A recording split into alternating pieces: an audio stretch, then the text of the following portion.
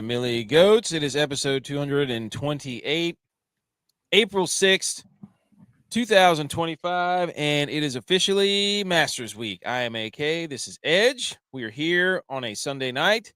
Thank you, everybody, for tuning in. Numbers on the podcast have been jumping and popping up, so we appreciate that. I want to wish you all a National Caramel Popcorn Day. Happy National Caramel Popcorn Day.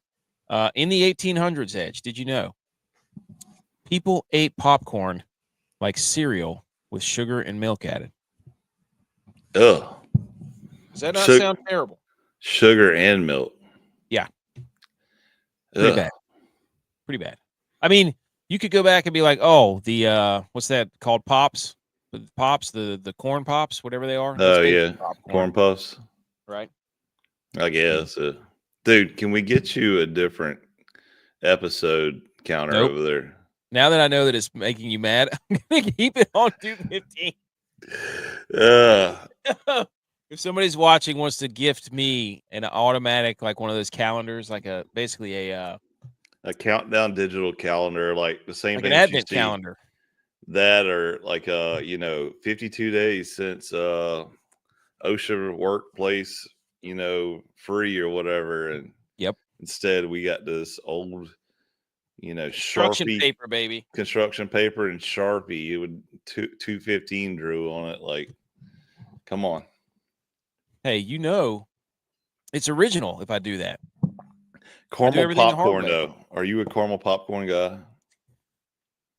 I didn't used to think I was until I got the tri flavors with the Christmas tin. You know what I'm saying? Yeah, the big tins. Yeah, always got to get one of those. Those you eat all together. You just mix them all together. That's where everybody got the fancy caramel. The fancy popcorn ideas. I feel like if I eat caramel popcorn, I'm only eating like maybe a handful or two, and then I'm done with it for like the rest of the year because it gets stuck in your teeth and all that. And let's have this debate. Is caramel popcorn just kettle corn? Is it not the same thing? I think so, yeah. I mean, let's just call it what it is. Yeah. I'm a white cheddar popcorn guy anyways. Like if you're going to make me choose, twist my arm, what kind of popcorn am I going to get? Yeah. Gun to my head, it's white cheddar all the way. I would agree. Although the Doritos flavor from Smart Pop is pretty electric. I will admit that. You're a big Doritos guy, though. That's your weakness. Here's the deal. We're all fat kids at heart, and we all have one of those little things that are like, I can't let it go, even though we know it's terrible for us. Doritos has you hooked for life. But see, I don't remember. I'm going to be honest here. I don't remember the last time we got a beach trip in like 2 weeks, so I don't remember the last time I had a Dorito. It's been a while. Hey, I've been shredding. I'm down almost 10 pounds. I mean, just absolutely putting on a clinic. Today, shout out, initial hang the banner for my son. We spent about 30 minutes trying to teach him how to ride his bike without training wheels, and he picked it up. Complete athlete. We went on 2 laps around the neighborhood. We worked on it for like 30 minutes. He figured it out. 2 laps around the neighborhood. He's got breaking down and everything? Oh, dude, yeah. He's nice. Like we spent one night, took his training wheels off the other night, I think Friday night, took them off, rode around the yard in the dark. Then spent some time today working with him, my wife and I, shout out my wife. And by the end of the lesson today, he was riding up and down the neighborhood, following me, following her. Nice. Yep. He's more of an athlete than you are. That's going to make you feel good. We all saw the I'm stiff, man. I'm stiff. No, between the skating video and the good old shopping cart, your kid's back there saying, golly, my dad's just a rook, man. Like he's just shaking his head. Yeah, he's like, I'm so much better than my dad. You know what else? Shout out this. Shout out these sweet rope hats that you got going on. Shout out to Howdy Hats who helped put these and Country Roads who pops in here from time to time. Shout out them. Howdy.hats.enc, I think on Instagram. She helped basically christen these things. I mean, these are as sharp as they get. The rope hat, we found the most beautiful rope hat, Richardson 258. I bought like 12 of them. Those are all gone now. So now Sold out 30 minutes. What text message sold out? See, there he is. There he is. Country Roads. He said he's wearing his now. He's got the Richardson. Which one it is, but that was a slick one too. So, but yeah, shout out to her. Shout out to him. We pressed him. I think it was on Friday, and then by the time we got done pressing him, it was all gone. So now I have to order a whole bunch more. So if you want a hat, I'm figuring out what it's going to cost to ship, and then I'll let everybody know the price. Nice little humble brag there too. Sitting on the dock with a Millie Goat's hat on. Hey, you know what? You have to for the gram. For the gram. She schooled me on that too. I took a picture. My wife was like, why would you do that? She goes, you need to leave that to her. Don't ruin this. Yeah. All right. As much as I'm on social media, I'm not very good at social media. I'm good at commenting. Oh, Brandon wants one. Hey, man. I'll give you the details. BMO's here. He said the SEC had 4 wins and 4 losses in matchups against other SEC teams in the tournament. Wow, dude. They're 500 again. I don't know what you want me to do. 500 SEC. Wish J-Val was here to defend himself. The big SEC guy. The other thing that happened this weekend on Friday is I got myself for the first time. I'm just going to leave this hat on here while we discuss this. If you want a hat and you're listening to this, figure out a way to contact us, DM us, whatever. And I got another shipment coming in. It's rope or no rope. I don't know. Are you a rope guy? You a rope hat guy?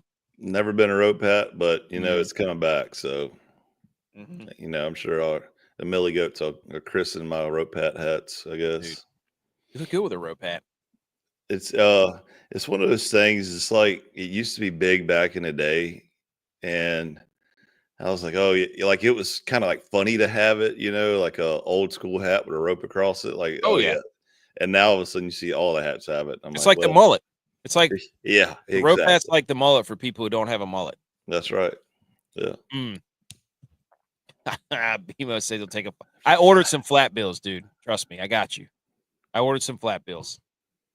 But anyway, so on Friday, I've never understood the MJ versus LeBron debate, dude, until I got myself into one. I was in the middle of a LeBron MJ debate, and I was snapping it around too. Like I'd never been in an MJ LeBron debate, really, because I don't really watch basketball. It's the first time. This is the first and only time you'll ever lead the show with an NBA. But I understand why people. I understand why 3 minutes. Hey, I understand why people get hooked on it, dude. People are passionate about that. If you're team LeBron, they are passionate about LeBron, and if you're team MJ, they'll tell you to go back and watch college film. Like some guy was telling me that he was watching the '86 game against Georgetown, and the young guy who's a LeBron guy had no idea what he was talking about, and the older guy was like, "You need to go back and watch that. You don't know ball." And I'm just sitting there snapping my head back and forth. I'm like, dude, like a tennis match. Yeah. Hey. They were going at it, dude. So I understand. I get it. I get how people get hooked on that, and that's why people do it all the time. Yeah, it's definitely a classic. I mean, I think MJ was a better player. This is me personally. I think MJ was a better player. Oh, LeBron has just been around longer in the game, so therefore he's going to have more stats. Obviously to kind of pad that who's better kind of deal. Well, that's what it ended up turning into. I was jumping in. I was like, just because you played longer doesn't mean you're better. Another old school debate too was, MJ versus Kobe for a while. See, that's what I threw out there. Which one was better? And what about Seth Curry? Why is everybody, not even? I agree. I said that too. So I don't know. Again, this is coming from 2 goons that don't watch basketball at all. Like, oh no. But I'll get in the middle of it. I don't care. I'll rub my shoulders. Of course you would. You just like a debate, Like I do. You're exactly. You're probably over there saying, "Let's put a poll up on Twitter." Hey, right now, I'll put it on a hat. Give me a pat. I'm just kidding. That's what we should do is make hats. Just Team MJ, Team LeBron. That's it. Oh, look at Brandon feeling himself. Duke Blue Devils. This big UNC fan here. He was wallering in it. Wallering. They did blow it though. MJ versus Kobe. LeBron had it. See there? Longevity. That's what they should call him. But I get it, dude. I get it. Anyways. Salute your sports today. We're going to get right into it. And that's where we got the headlines, the Sunday headlines. We got 3 major topics that we pick out. We can't go through everything. Currently, I'm watching college baseball, which I love baseball, but it is Masters week. We got the Natty next week. We've got Frozen 4 next week. I mean, people who are sitting here saying, oh, we're resting on our laurels, we need football for content, get out of here. We got it. Mhm. And we've got the Valero Open. We had the winner of that. We have we didn't do any guys because we had a mixed up week because Mike Kim, shout out him, did come on the show. My apologies for the technological video people that I wish you could have seen my face. I thought it was me at first because No. and then I got off the show and was gonna, I think I had it on X or Twitter, and then I was like, wait a second, I can't hear nothing. And then I got on Instagram, couldn't hear nothing. I got on Facebook, couldn't hear nothing. And before I texted, our boy Bebo was like, hey, it's quiet. You could try. BMO says it. You could trust it, dude. He's like, nope. And I was like, all right, it's not just me. And then I could hear the nervousness in you. Like, I don't know what's going on. I don't know what to do. I couldn't figure it out, dude. I could not figure it out. I was like, I share my screen all the time. This doesn't make any sense. So my apologies if you got the audio I fixed though. The audio of the podcast. Yeah, the podcast was great. No problem. Smooth sailing. I had to download Audacity, which I'd never used before, and then start cutting stuff up. I was, hey, DJ Unk up in here. Walk it out.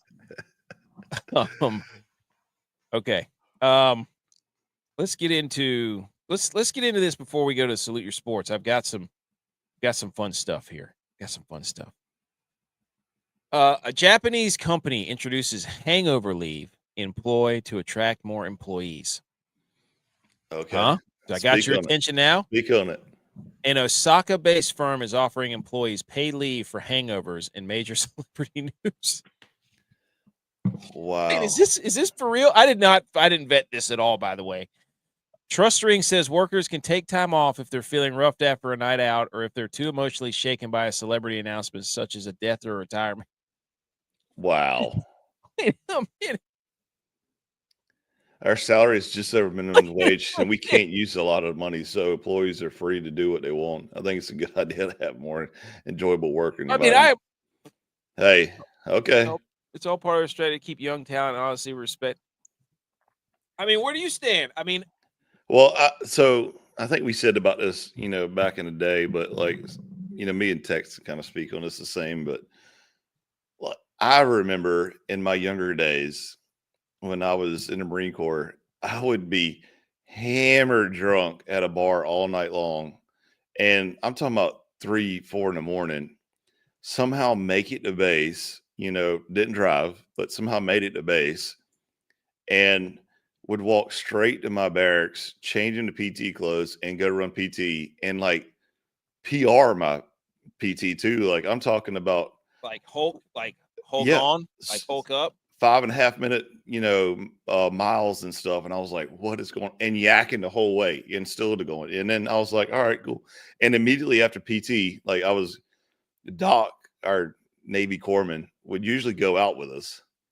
So I'm like, hey, Doc, I need you. And I would walk back to his office and get lay on his little, the little tables they have in the doctor, lay on the table. And he would put an IV bag in there. He's like, all right, don't get up till you got to pee. It would be like two or 3 bags. And then I'd finally oh man, I feel great. It into your veins. Yeah. I was like, I feel great. Now though, if I go out at night and I get drunk, dude, I would need more than a night, like a day off. I would need a week because your joints hurt when you get older. It follows you forever. It feels like. I mean, it ain't no more up your tolerance day like it used to be. It's have a couple of brewskis in you and you're done, Dude. Yeah, and I don't know. Is there ice in this beer? By the way, that's weird.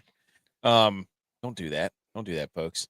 Yeah, when we were in college, we used to do our football tests, our summer conditioning.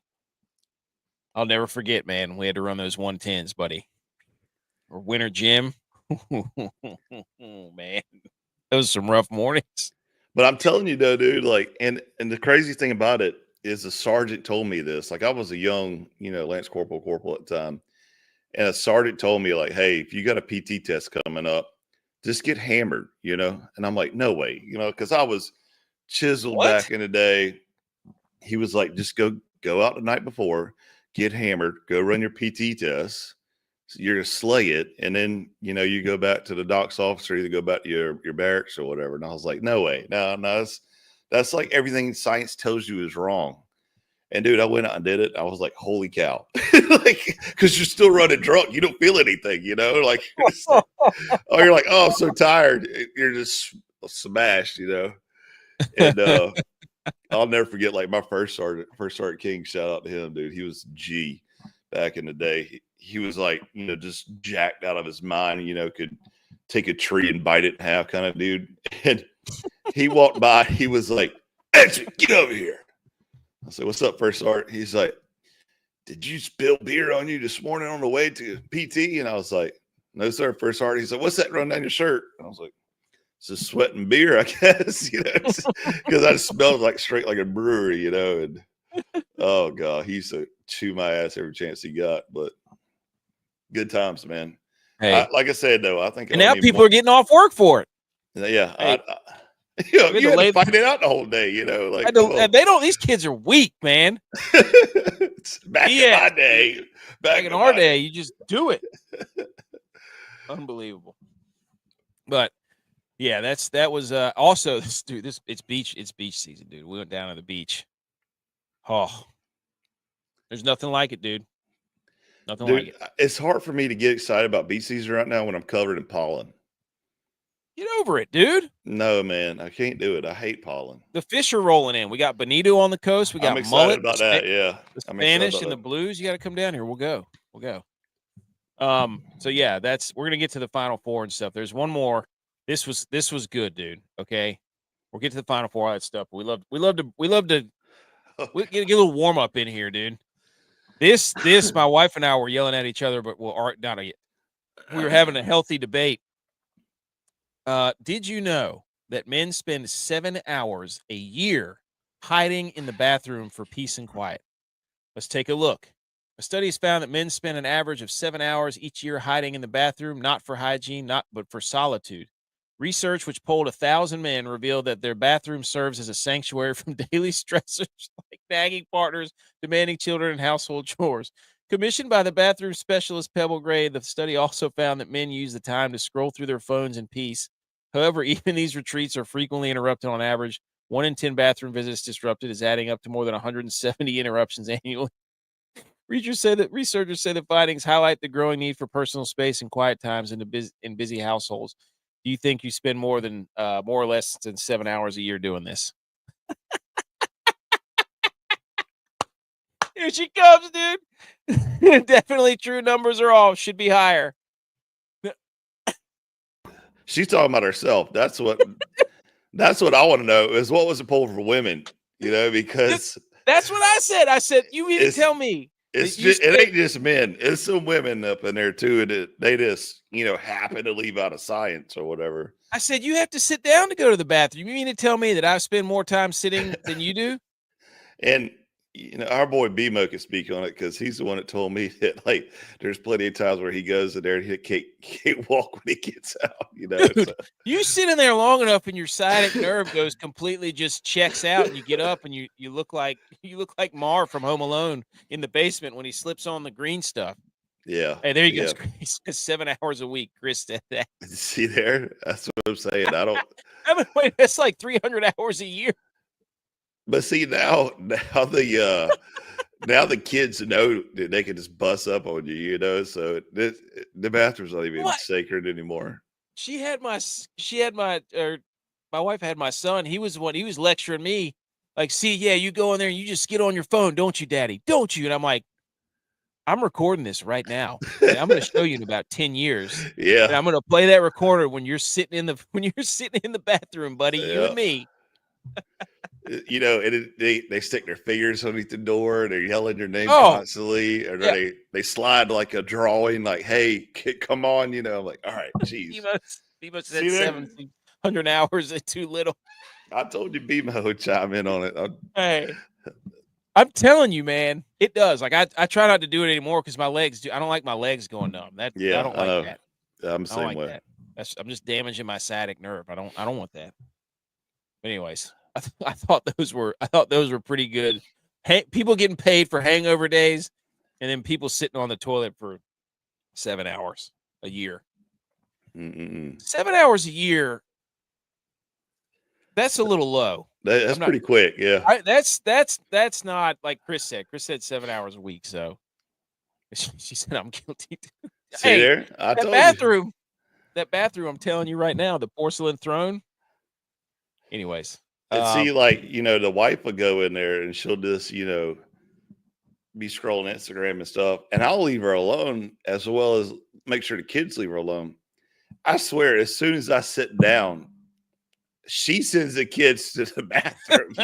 Hey, all, go tell daddy to hurry up. all of a sudden we lose control of everything. Yeah. Oh Lord. Oh, all right. Let's get into some stuff here. Hold on. All right, now we're gonna get into sports. That was great. I love that. Everybody, shh. Time to salute.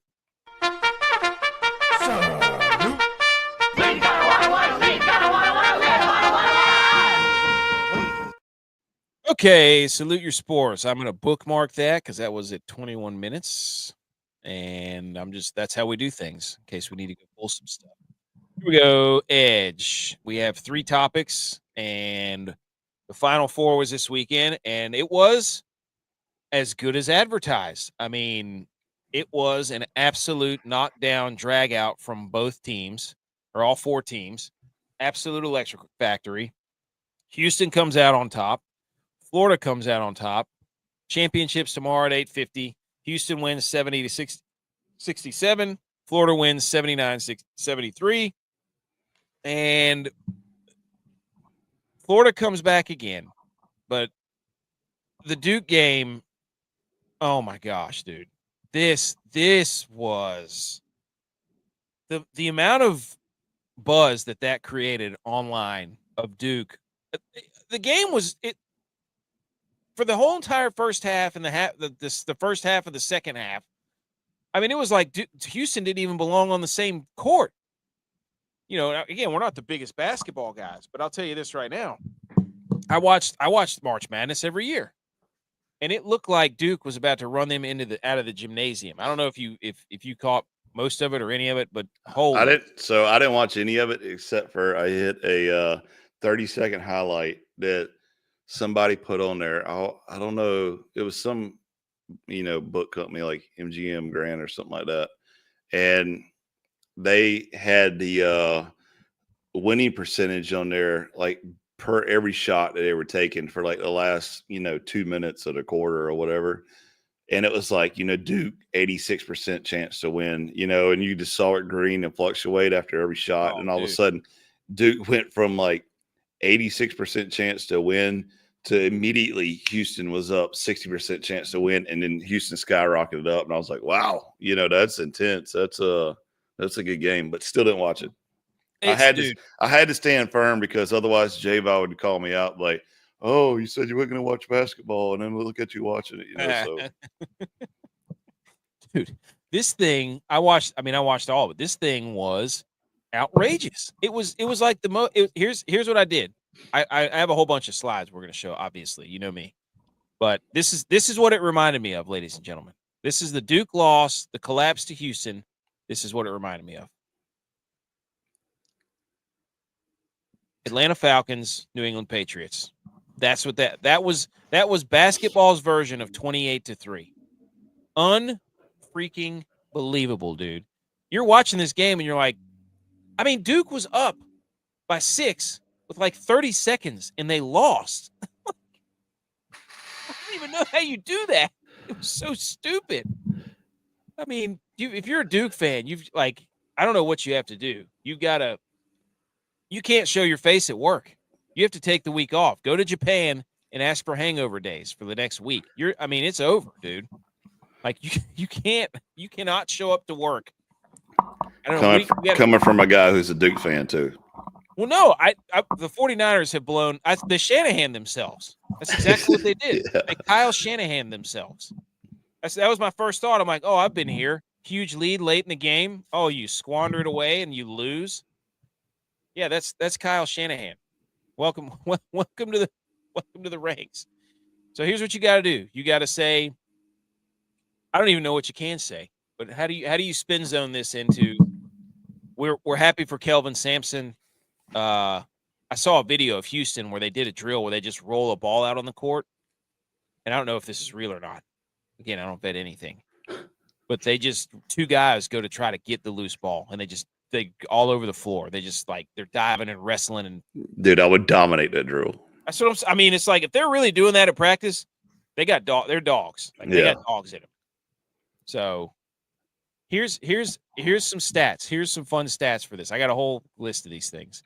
Duke is the only team to have an NCAA tournament game with a higher field goal percentage, more free throw attempts, more assists, fewer turnovers, more steals than their opponent, and yet still lose since steals became official in 1986. Teams had been 335-0 when doing all that in the tournament. Dang. Hey. You cannot show your face if you're a Duke fan at work. You can't. I mean, jeez. I'm telling you, watching the end of that game, you're just like, there's no way.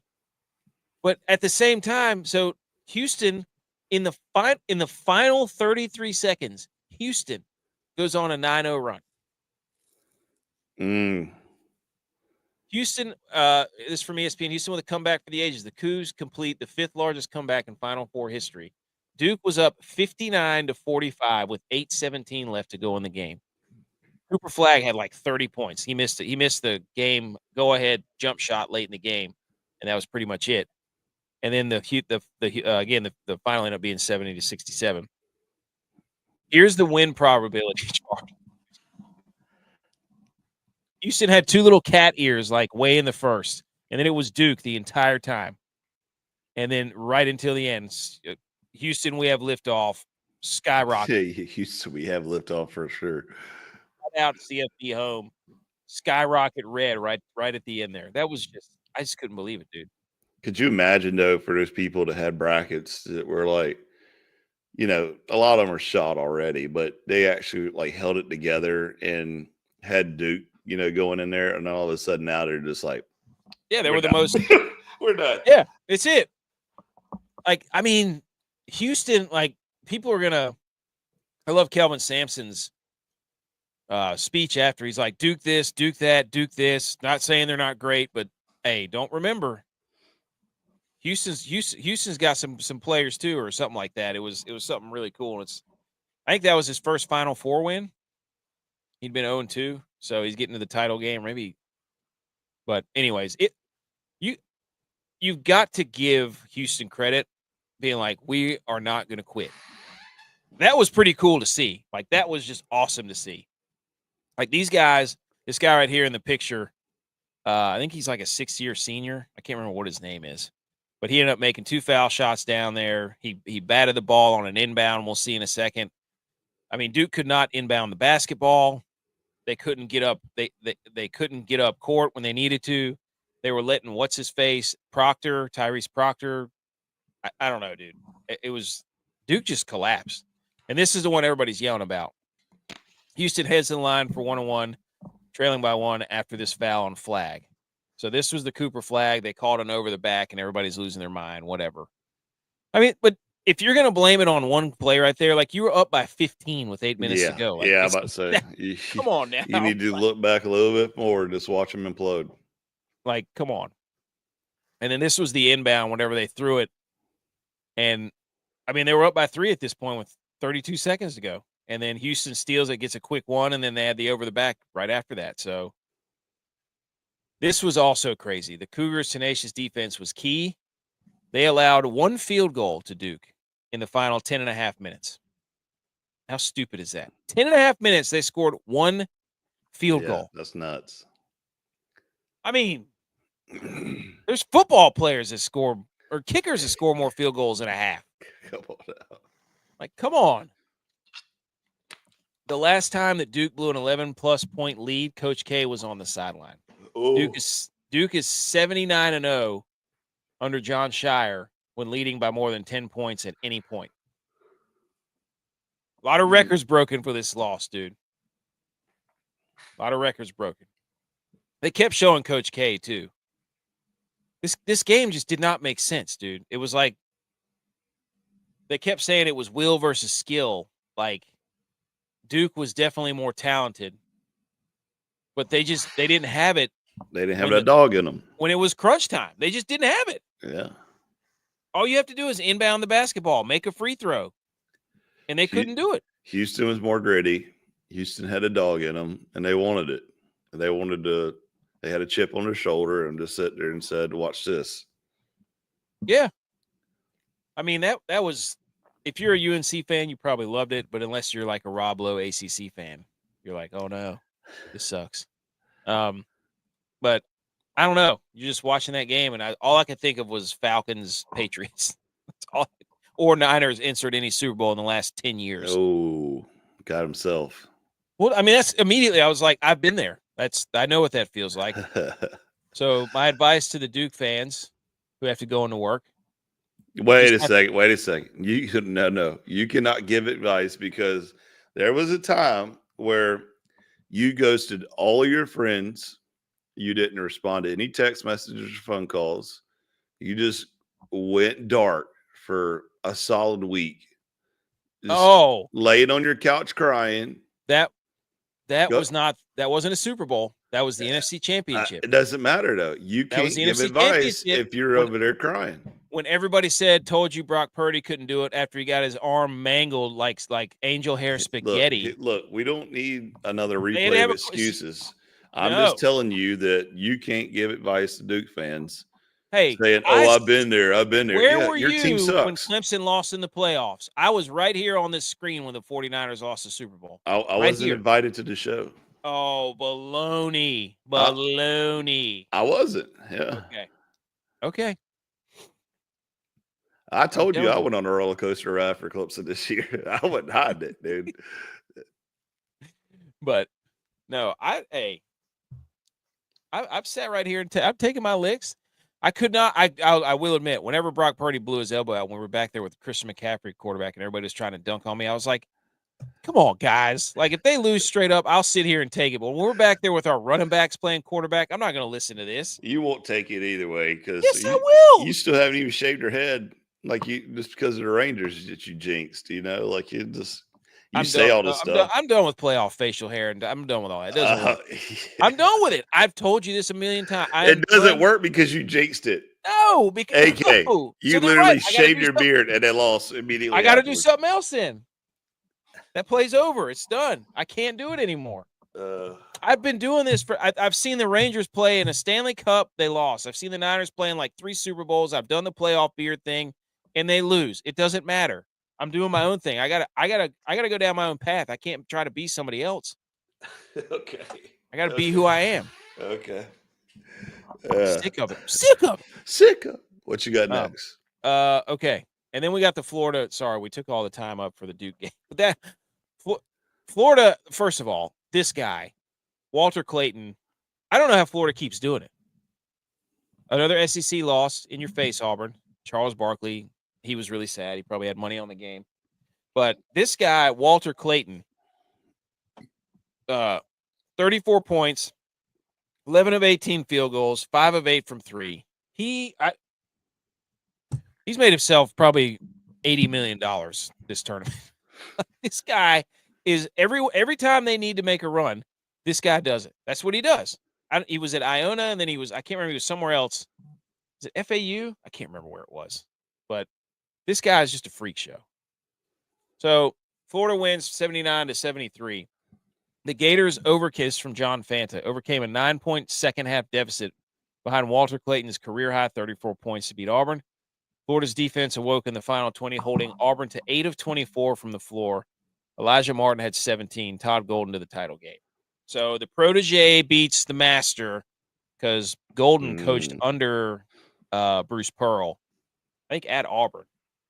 So I don't know. Florida just, if this championship game, neither of these teams know how to lose. They just come back all the time. So I don't know if they're. Oh, that's a good point, BMO. Great point. SEC was 500 in the Final Four. I mean, that's not a winning record as far as I'm concerned. But I don't know if I think both Houston and Florida are they're gonna be like, we need to get behind so that we can actually start playing some basketball. So it's just gonna be bet the under, because they're both gonna be like, we can't start playing until we're losing, and they're just gonna pass the ball around, do the old four corners.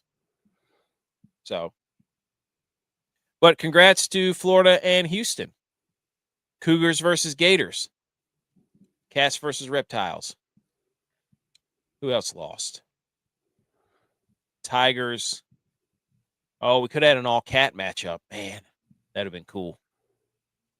But redemption tour for the Reptiles, because they were 0-3 last year in the tournament. And so now they're playing for the title. Florida is favored by 1.5 too. So anything else on the basketball games, dude? No. Okay. Next, topic number 2 from the headlines. This is the weirdest rivalry I've ever seen in my life, dude. Quarterback Lamar Jackson is challenging NASCAR legend Dale Earnhardt Jr.'s number 8 trademark. Lamar says it's too close to his Era 8 brand name, and Jackson filed a similar trademark opposition to NFL legend Troy Aikman in 2024, and they are still battling. Come on, dude. Like, Lamar Jackson is trying to trademark the number 8. You know who the real number 8 was before? It was the calculator, when they used to spell boobs on the calculator. That is the real number. Is Lamar Jackson going to battle a calculator next? Huh? Like, oh, wow. The calculator. That got me.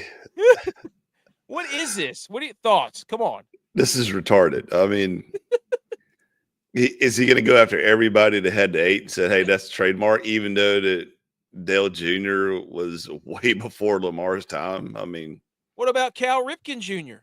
Yeah, that's what I'm saying. Is he going to go after everybody? Kobe was number 8, was he not? I don't know, but still, this is out of control. I mean, so I was reading a little bit about it, and it was it was just that's like me going after everybody that wore number 52 and be like, how dare you? And next thing you know, I'm in a lawsuit battle with some long snapper, who's what I'm saying? Like, what are we talking about here? He said they're just every sport's gonna have a ceremony, retire the number 8. That's what he wants. He just wants number 8 forever. I was reading some of this, and I'm like, It claimed the base of the claims, Jackson points to his own trademark registrations for Era 8. These registrations cover a range of goods, including clothing, duffel bags, sports bags, and athletic gear. Earnhardt Jr.'s application similarly seeks protection for apparel and toy products, including die-cast cars, prompting Jackson's team to argue that consumers may be confused about the source of goods. Dude, come on. I hate to say this, but Tom Brady's got 12, right? He's got a whole TB12 company, and you don't see him going after anybody else with 12. Like, I mean, is he that insecure that people aren't going to know who he is? I mean, go win some championships first before you start acting like you got to make it about yourself. So in the filing, Jackson contends that he is number 1. This is from an article that wrote about it. He's widely associated with the number 8 due to his prominence in the NFL and the branding of his merchandise. Earnhardt Jr.'s registration could falsely imply a connection between the two athletes and infringe upon his established rights. Purchasers and prospective purchasers are likely to mistakenly believe that the products Earnhardt Jr. offers are related to the products and services by Jackson. Can I be real for a minute, dude? This is real. This is honest talk. What is this? Before you showed me this, I didn't even know Lamar Jackson wore number 8. I'm serious. Like, this is how much I care about this right now. Like, I could tell Lamar's out on the field, but I'm like, oh yeah, number 8, Lamar, let's go. Yeah, what are we doing here? Like, yeah, so he did it against Troy Aikman, which, oh my gosh, dude, that's hilarious. Hey, you know who might be next though? Who? Rookie. Oh, 8 Ball. You're right, dude. Let's get him on the phone. That's what we should have done. So how does this likely end? In my view, none of the athletes are likely to gain exclusive control over the standalone number 8, commonly used and highly diluted symbol in the world of sports and merchandise. Yeah. Ultimately, Jackson, Aikman, Earnhardt will likely get their registrations and coexist on their trademark register, each with slightly different branding approaches. So it's not like I don't know whether to be mad at him or respect him to be like he's got the gonads to go out there and be like, this is my number. No, that's retarded. Like this, what are we doing here? Next, he's going to be trying to sue everybody that makes pool balls for having a number 8. You know, That's true. Get out of here, dude. He's picked a very going after NASCAR is. Yeah, it might be confused. Come on, dude. Like you're going after NASCAR fans too, man. Like this is you're Dale Earnhardt, and the name Earnhardt is you chose a lofty goal there, buddy. Yeah. So, anyways, this is just another slide on. That's the article I wrote was from Gerben Law, and so now here go NASCAR fans. This is not us. NASCAR fans were angry with Lamar Jackson getting in the legal battle with Dale Earnhardt, and then fans were posting, "This is what Dale Jr. was doing in 2004 compared to Lamar Jackson." Hey, it's true though. It's true. Winning one of his 3 races that he ever won. Dale Sr. was a GOAT. Don't get it twisted. Well, that is true, but Dale Jr. could drink like a champ too, though. Here's through the USTPO, we successfully secured the rights to the stylized 8. Therefore, we will be moving away from the original JRM 8 we have used since 2019. We are looking forward to the remainder of an already successful season. Golly. All you're doing is just changing which way it's. Oh, BMO says Lamar's not even the fastest 8. Ooh. Who is Shots fired. Who is number 8? Who's the fastest 8? And then I love this one. Random fun fact: Dale Jr. has more playoff wins than Lamar Jackson. Dang. Oh yes. Oh, good point, BMO. He got me with that one. I was about to say it, but I didn't know if he was leading to it or not. And it was like, well, if a NASCAR go 200 miles an hour, then obviously Junior's the fastest 8. Tex is here. Tex, North Carolina Blue Tex too. Champion winning streak Tex. Ah. Flag football champion. Do you have anything to say for yourself? All right, can you hear me? Yeah. Yes. All right. On this subject? Well, yes. Do the 8 subject? Do the Lamar Jackson suing Dale Earnhardt Jr. and Troy Aikman. What's your thoughts? Hey, Troy Aikman. But isn't he going after Ovi too? Is he going after Ovechkin? No way. Ovechkin? What? No. Is he? I didn't even think about that. This is out of control already. What are we talking about here? This is out of control. I mean, Ovechkin's got a cup, a Stanley Cup. Ovechkin has the most goals ever in hockey. Aikman has 3 Super Bowls, right? Aikman has 3 Super Bowls, 3 of them. Multiple Pro Bowls, lots of championships. A lot of concussions. Junior has a lot of success too. Was the most popular driver for years. I don't know. Yeah. I said that the original 8 was boobs on the calculator when you used to spell it out. He's going to go after calculators next. Mm-hmm. So or taking 8 balls out of pool tables. Yeah, you're going after all the billiards. Yeah. I don't know, man. I think Lamar Jackson needs to slow his roll, dog. Is he just throwing smoke up in the air so he can get attention being media since he can't win? I think that's what it is. Question.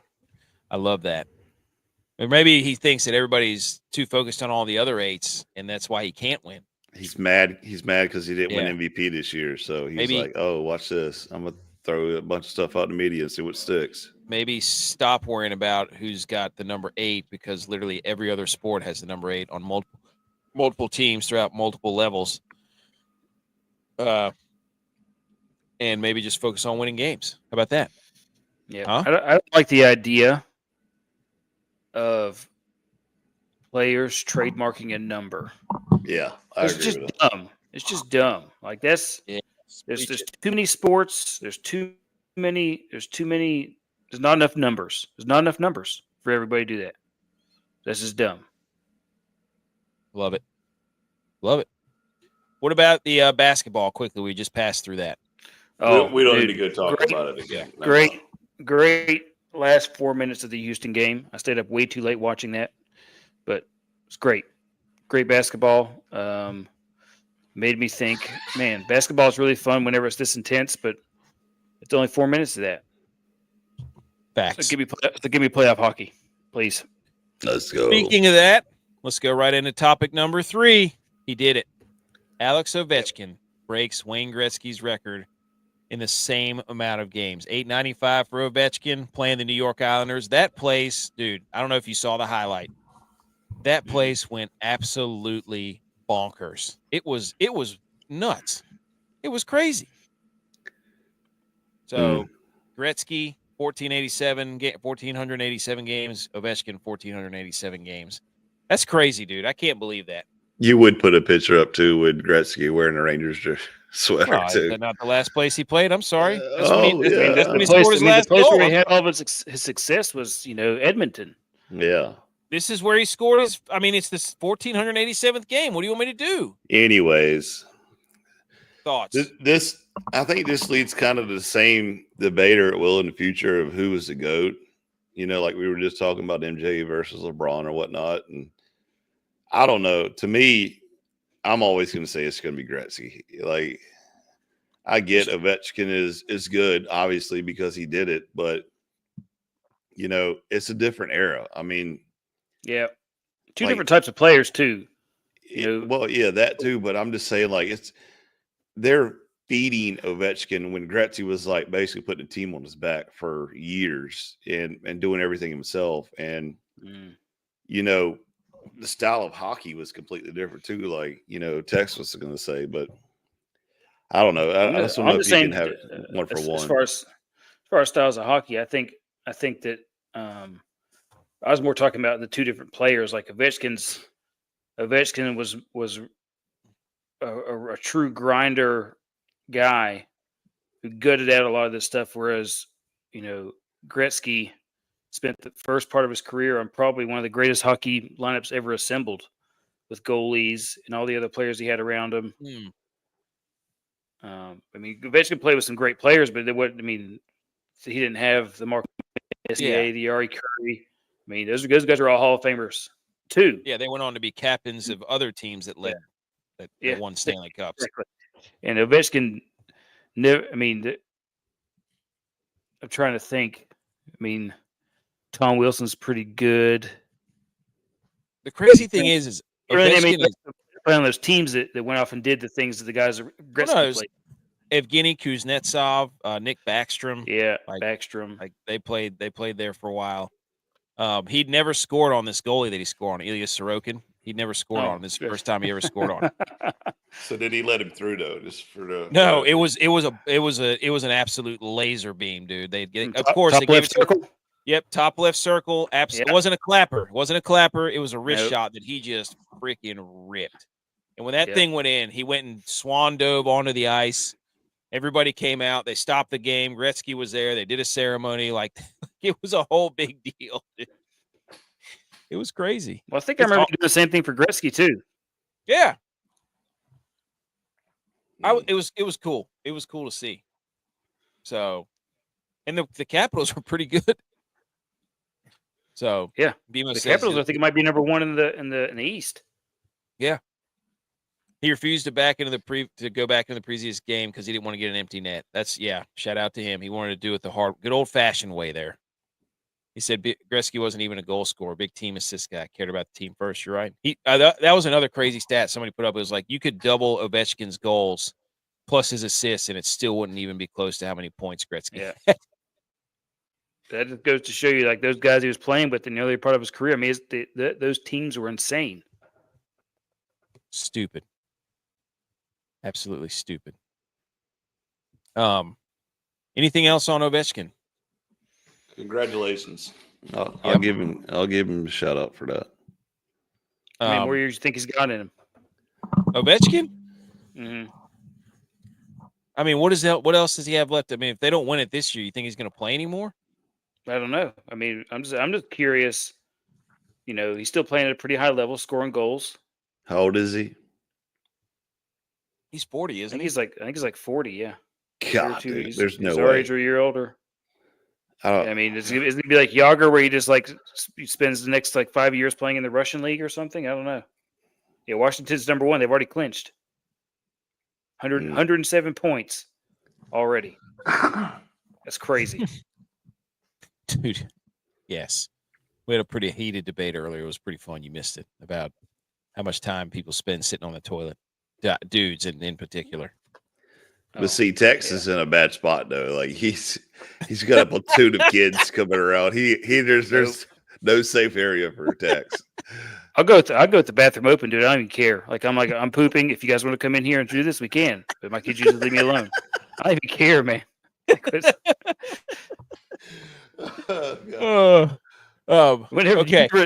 So the wrestling. Whenever we wrestled in high school, there was no doors between the stalls, so it was just two toilets beside of each other. Yep. And so if you wanted to poop, you had to poop beside the other dude who was pooping with, and you just sit there and talk. So like it breaks you. Yeah, we had that boot camp too. That was definitely a culture shock. You know, no sides between you, no door. It was just it's good for you. You're like, I think this that's is so definitely weird, you know. And on top of that, you got a dude. drill instructor coming there yelling at you like, "Why aren't you done yet?" You know. Well, I mean, you're so used to like you go into a house and it's like the most secluded room, and it's in the back of your house, corner, way off, away from everybody else. But then in those situations, like, nope. Yep.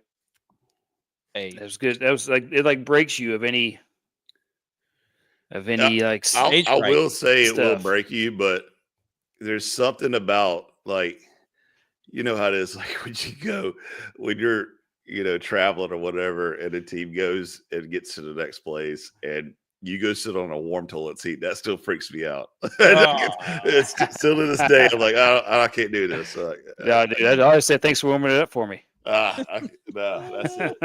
I know what you're talking about. Oh, all right. Okay. Before we get into the shambles meter, I want to do a update on our bracket challenge, because we had a lot of people enter, and it's getting down to let's just go ahead and do this real quick. You might see a familiar name up there. Here we go. So I got a message from Harrison Montague. So he's currently in the lead with 1,400 points, but look right here below him. What? It's BMA, not BMO, BMA. So this comes down to somebody's going to be the winner, depending on if Florida wins or Houston wins. That's how you want it. That's exactly how you want it. And then I know the rest of these guys, I know pretty much a lot, but it looks like it's going to come down to tomorrow night. So shout out to Harrison, shout out to BMA. Let's see who wins this thing. Let's see who gets the hat, the $100 cash, and the $25 gift card to Fourth Quarter Performance, where you can go online and pick out some apparel or supplements or whatever from our guy Josh. But yeah, that's what it came down to. Don't pay no attention to my bracket where I got 25% right. That's a typo. We'll get that adjusted. Sure it is. Yeah, sure it is.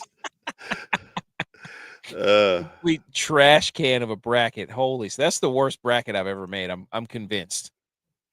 But anyways, okay. Let's go over the shambles meter. I'm glad you're here for this, Tex. We specifically were delaying this to make sure that you were here for this, okay? Mm-hmm. All right, here we go. Shambles meter, ladies and gentlemen. Number 4, the Dallas Cowboys. Okay. Yep. And here's why. The Patriots trade quarterback Joe Milton and 7th-round draft pick to the Cowboys in exchange for a 5th-round draft pick. You are a Cowboys insider. What the fart is going on in Dallas? Why would they make this move? Because they're trying to get a guy who can throw the ball really hard. I mean, like there's a lack of arm speed from Dak Prescott. There's a lack of throwing power from Dak Prescott, so they're trying to bring up the QB room average throwing speed. I don't see what the problem is here. Like, why? Like, are you not a football guy? Does this? I do this. He has beaten the Bills. Got He's him. the only got him. quarterback Say to beat the Bills. J.U.Y.S not here to defend himself. He also throws the hardest ball in the NFL. No, he's tied with somebody. So it's the hardest ball though. Where's the lie? Find the lie. He's tied with somebody though. Got him. Gotcha. He's tied with somebody. You're not saying that part. Is it or is it not the hardest thrown ball in the NFL? Is this going to be the farewell tour for Dak if they're already getting a new quarterback? Answer the question. No, he's going to be a good backup. Backup. Well, I mean, the Cowboys can't get rid of Dak. Period. No. Even though Dak showed up, lost a bunch of weight. I don't know why. Drinking that Pure Leaf, man. Yeah, he's gone into diabetic shock. He's gone back into dipping. He's cutting weight. Glucose. His kidneys have shut down. 16 bottles of True Leaf. He's talking to our boy Cox about how to get that under control. Anyways, piss rods, Joe Milton. Throwing piss rods. I'm just saying, they lost Trey Lance, so they bring in a guy to replace Trey Lance. Joe Milton. I just don't know why they're trading for a quarterback. They did nothing. They haven't even signed Micah Parsons. They signed Dak to the worst deal ever. They overpaid CeeDee Lamb. And they haven't been doing anything except trading for players like Joe Milton. Why? They need offensive line. They lost their best offensive lineman, did they not? What's his name? Martin? Didn't he retire? Mm-hmm. And they're playing tiddlywinks, bringing in backup quarterbacks. Got to have a backup. I don't understand what you don't know anything about football. Then, how do you don't have a backup on the roster? You don't really necessarily want to draft a guy to be the backup, so you sign a guy who's been a backup before and knows how to do it. I don't understand what you're trying to say here. I'm saying they're not going to play. They're not going to play this guy. I keep getting you, dude. Like I'm blowing your mind right now. No, I'm saying they're not going to play this guy. So why would they trade for him? Because he's going to be a backup. I don't understand we don't have to keep saying it over and over. He's going to be a backup. Really, what it boils down to is AK's mad that I got him last time for the shambles meter on the Niners. So immediately he's like, I'm putting the Cowboys on there. Everything Dallas and everything Texas Longhorn. Yep. I saw it. All right, next one. Let me see. Let me deflect on the next one. Let's go. This is Jerry Jones being like, "Ooh, everybody's talking about Joe Milton. Let me get him, so everybody can be like, wow, Jerry Jones is so smart. He's so good.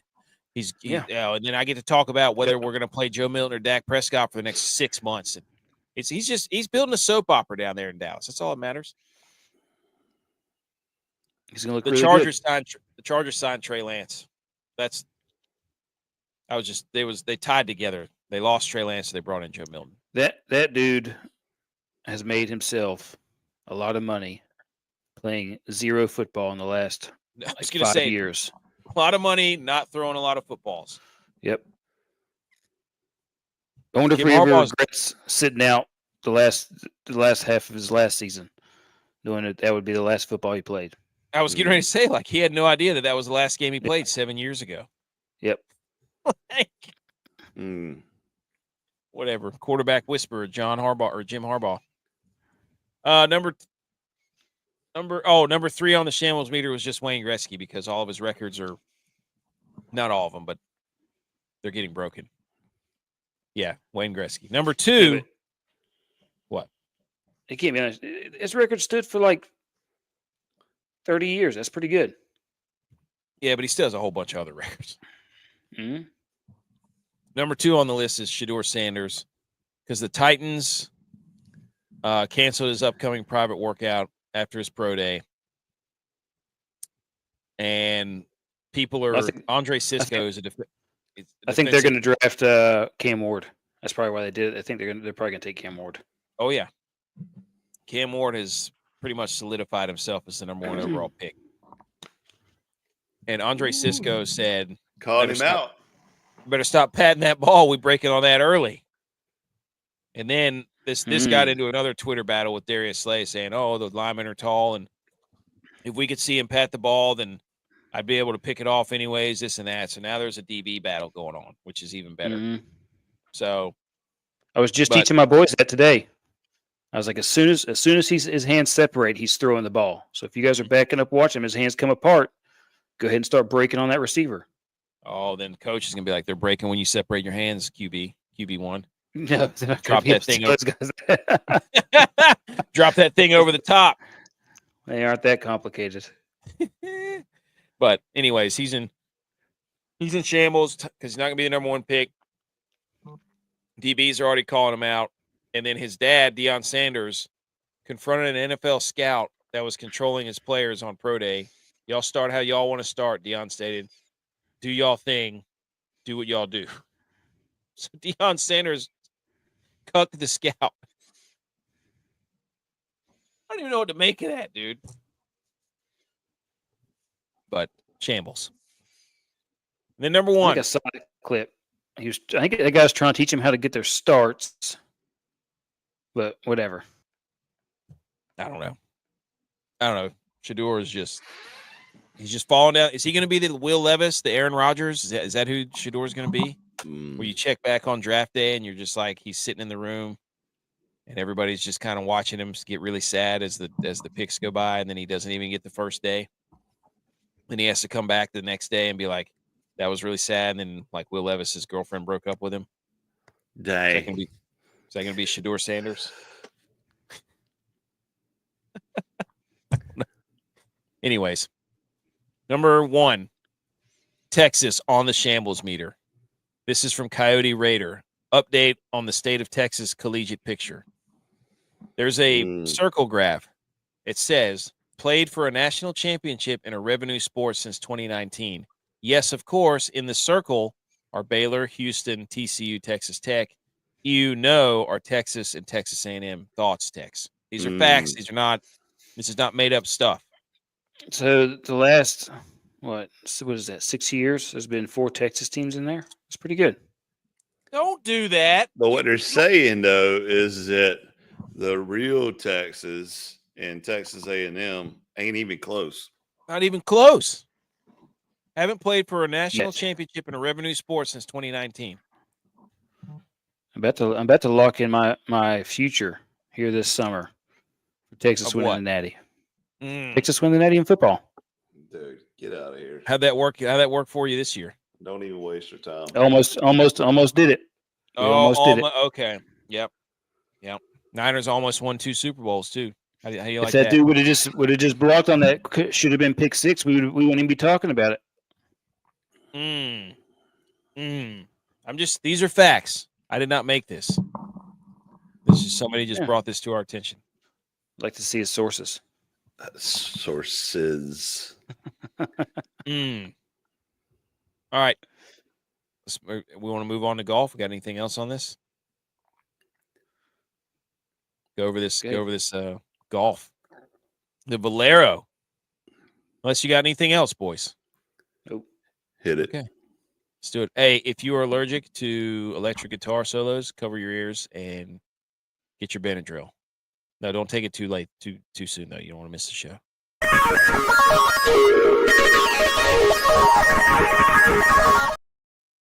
Okay, the Valero Open, ladies and gentlemen.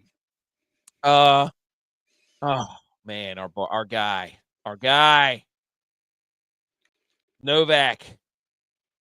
He was within 1 stroke. If you don't know, we're talking about Andrew Novak, friend of the show, guest of the show. We'll be back on to talk Panthers with us. Had a chance on Saturday. He played himself right up into second place and then was pretty much second place all day today behind Brian Harman, who just pretty much came out of nowhere to win this thing, who put on a putting clinic. Novak also had a sweet birdie off the grandstands on a par 3. That was awesome.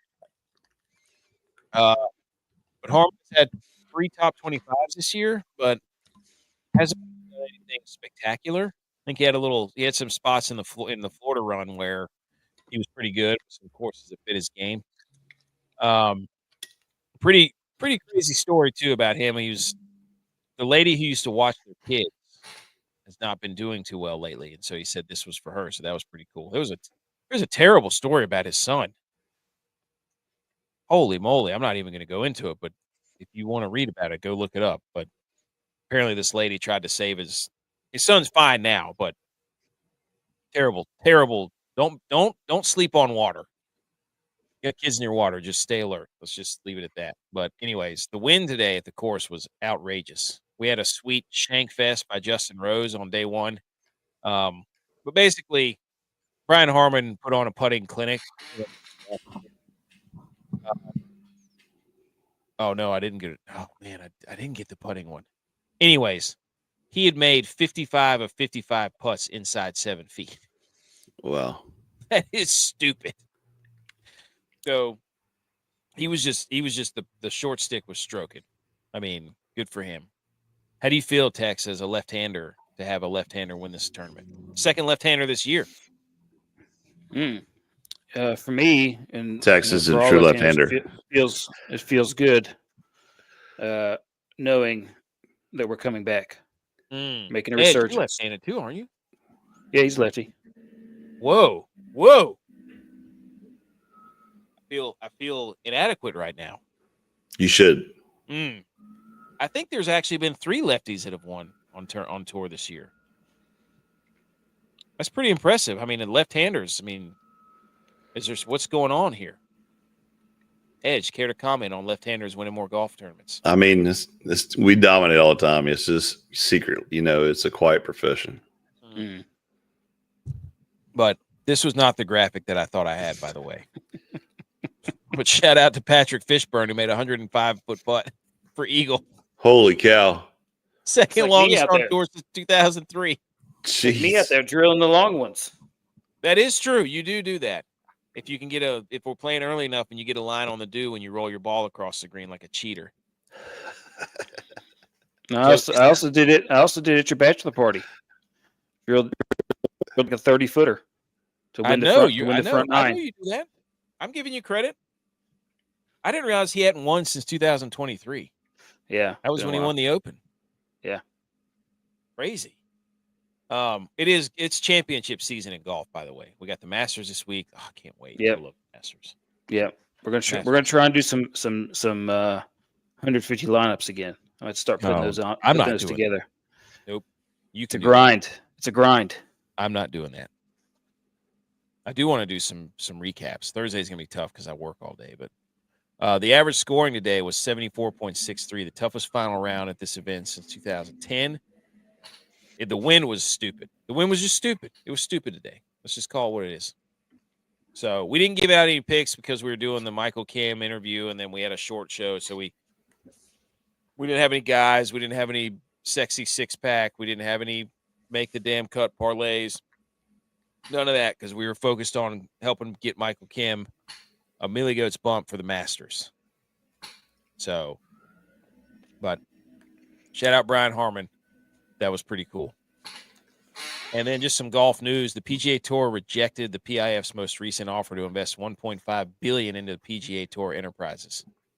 The tour's for-profit entity, which came with the caveat that the rival Live Golf League would remain intact, so sources confirmed to ESPN. Basically, they said, we're not going to do this if you guys are still going to be a league. Yep. Trying to take their ball and go home. I don't know how things end. Yeah. I'm just trying to think about why they wouldn't do that and make it like another circuit. I don't know. There's probably too much pride of they've probably screwed it up way early. Now, if they take anything that's less than what they want, they're going to feel like they lost. So I don't know. And it's most of the guys I think they're trying to wait out the guys who left initially because all their contracts are running out. Right. So I think they are waiting for those other guys to see what they're going to do. You know what I mean? That would be my guess. And now you got all these YouTube golfers jumping in and mixing it up with everybody. So I don't know.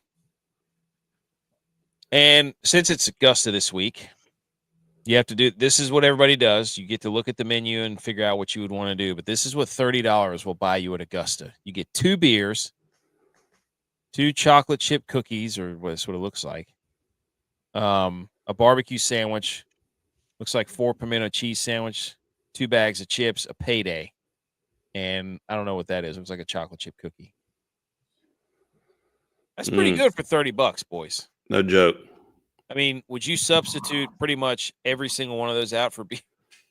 Pretty much. I just give me the payday and a pimento cheese sandwich, and then a payday, dude. No, dude, are you kidding me? No, just get a pimento cheese because you're at Augusta. I would take 2 cookies over a candy bar. Yeah. Oh, that's true. That's a good point. I will surrender to that. I will acquiesce. We'll acquiesce that.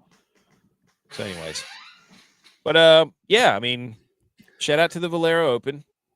All gas, no brakes. Shout out to Augusta. We got boots on the ground in Augusta. We do have boots on the ground. Gonna have some great coverage about it. Once it's over, dude, I'm excited about it. I don't know why the whole Millie Goats team and staff isn't at Augusta right now. I mean, at least just to lift a rope and go across the tree line. You know what I'm saying? Like, what are we doing there? We got rope hats too. Rope hats. Pull the rope up and go. We're gonna drop the rope. Should we try to go to Quail Hollow? Should I try to get us media passes for that? It's a PGA event. Let go. I could submit for it. I don't know when the date is. It's close. I'll look it up. I don't know when the date is. I think it's in. I think May. it's in. No, I think it's in June. But it is. Might be in May. You're right. Might be. Hold on. I'll look it up. I don't know. Yeah, check that out. Anyways, I think that's all we have on the golf. Anything else? I mean, I'm just so sad for Novak. If he had won that, Oakmont. BMO, yes. BMO can house. BMO can host. May 12th. That's gonna be tough. May 12th through 18th. Isn't that Mother's Day? Is it? It's Mother's Day. Dang it.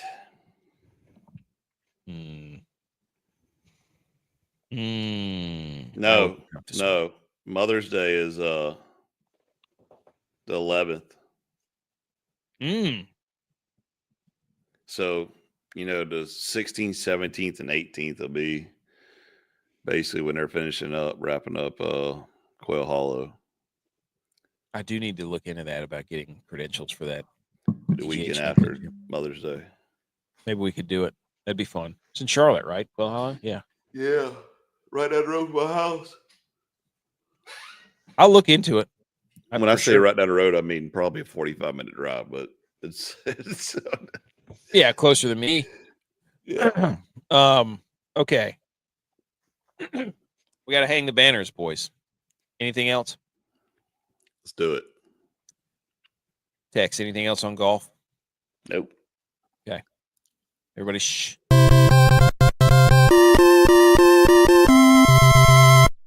You did it!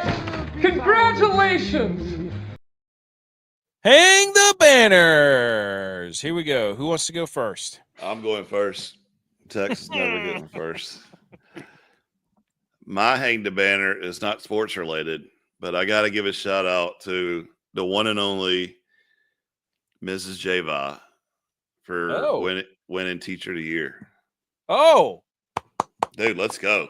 I mean, that's like an elite honor. Teacher of the year? Teacher of the Year. Why did he say anything? He didn't want to humble brag every now and then, but I got to give a shout out. That's definitely a shout out. That's a good hang the banner. I like that. Shout out, Miss J-By. He needs to get her a banner for real. Yeah, he should. He needs to get her a real banner. That's what he needs to do for Mother's Day. There you go. You're welcome, J-By. We just gave you a gift. Oh, she would love that. You can hang it right over the fireplace. I know her. She would love it. You could all sign it too. Yes. Have the whole class. Everybody sign it too. Yes. Tex, do you have one? You want me to go? I have 2. Mine was just going to be Ovechkin for breaking the record, but I was going to be an easy one. Yeah. Dude, think about this too. Now you literally have smack to talk about G.U.Y.S for another year or so. Is that his wife has won more championships than the Bills has? Oh, Got him. let's go. Who has more MVPs, Josh Allen or his wife? Well, they're tied right now. They're tied. Why did you put Basketball Jones GOAT as your name, Tex? Because I was jonesing for basketball, man. I was like, man, that's good. That was good. That's some good basketball there. The Houston game. Yeah. So I was just jonesing for more basketball after that game. I was like, all right, I might watch the national championship. It sounds like the CEO of Stats has won our family league, and this is not going to be good for our family vacation. No. I expect a full-on gloat fest. The Millie gloats. Yep. So hang the banner for football being almost back again because the draft is in like. I love that. It's in like 2 weeks. What? 2 weeks? Oh yeah, man! I am so like we'll be watching football highlights again, talking about football stuff. Mel Kiper up there yelling at you. Oh my gosh! Yep. Got all these new draft analysts who just go back. Me and AK are going to run the 40 and time each other. That's what we're going to do. We're going to run the 40 and time each other. We can do that on the beach. Let's do it. Not in the sand. No, not in the sand. Hey, put a stretch. That's all I got to say. And then on the street. Yeah, on the street. We'll run on the street. Okay. Not in the sand. I just Better feel stretch. like the sand. I feel like the sand's going to like absorb some of my explosion. Okay. And lead to injury. Yeah. Yep. Proof. My knee was killing me the other day on Friday, I think is when it was. Sucked. I don't even know what happened, but we persevered. I've been doing a lot of legs lately, a lot of squats. So, anyways, I did a hang the banner at the beginning, which was my son for your nephew for riding his bike without his training wheels and picking that up in about 30 minutes. Nice. Oh, no, wait a minute. I'm going to change my hang the banner for my 4-year-old son skating better than AK. Got it. Hey, video proof too. Like it's here's video proof that it happened. Mom sent it to us. Oh man, that was funny. He does. Hey, in a few weeks we're gonna get to put that to the test, dude. You'll see. I'll bring my blades. I'm gonna put some new wheels on them too. Woo! You're gonna be like the guy at Top Golf who shows up with his own clubs. If I'm blading, it's gonna be in my blades. Tex was talking trash about the clubs at Top Golf too. Of course he was. These things aren't. Then our regulation length. Gosh, dude, I'm so excited for the Masters. I love the Masters week. There's something about it. I don't know. That's like the Thursday where you're just watching everything on the Masters at work. Yes, the app is. Shout out to the Masters app. That's the greatest app ever invented. Yep. Oh, hang the banner for. I watched the women's Final Four on Friday. Yes, Friday? dude. Buddy. Let's go. There was 4 air balls in a row. I'm not talking like, they threw a layup and missed. I'm talking like 4 legitimate jump shot air balls. I was like, this is terrible. And I'm just so sad. Like I literally stayed up all night crying that South Carolina just couldn't win, and this South Carolina Gamecocks had to walk away with another L. It just broke my heart. I was sensitive to it, and hear all these Gamecock fans suddenly become a women's basketball fan, because their football team is terrible and all this. Now all of a sudden they're like, oh, now what are we going to do? We got to go watch horse racing. I hate to hear baseball, right? I don't think they're going to be good this year.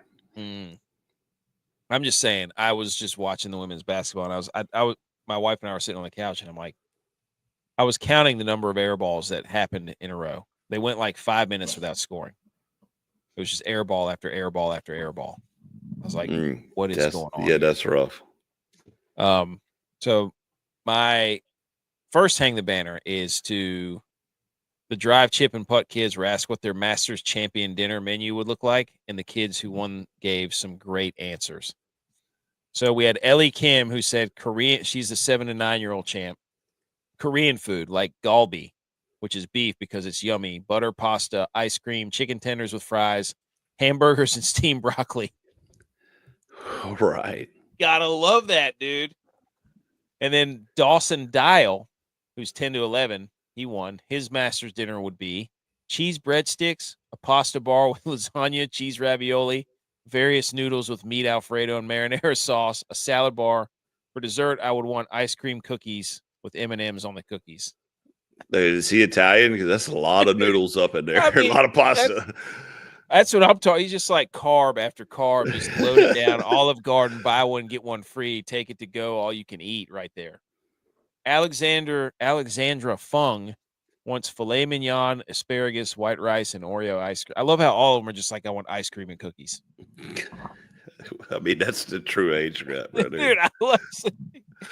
Abigail Henriksen was 14 to 15-year-old. She said chicken fettuccine Alfredo with a Caesar salad and garlic breadsticks. For dessert, I would love brownies and ice cream.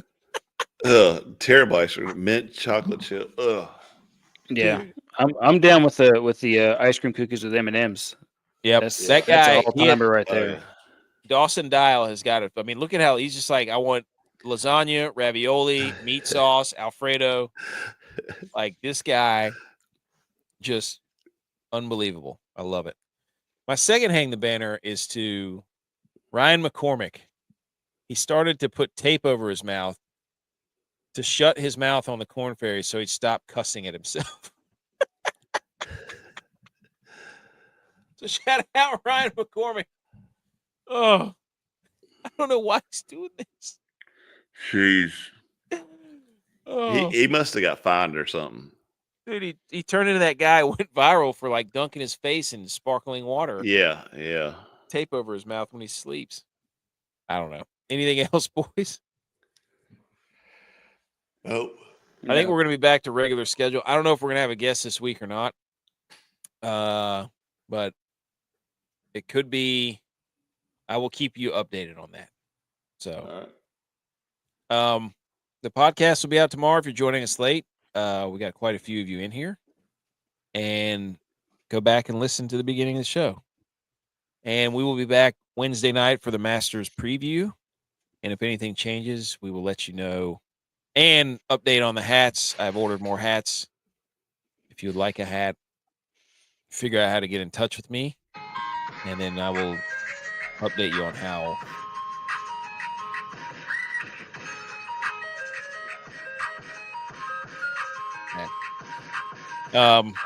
Anything else, boys? See if I can figure out how to shut Rumble off this time. Okay.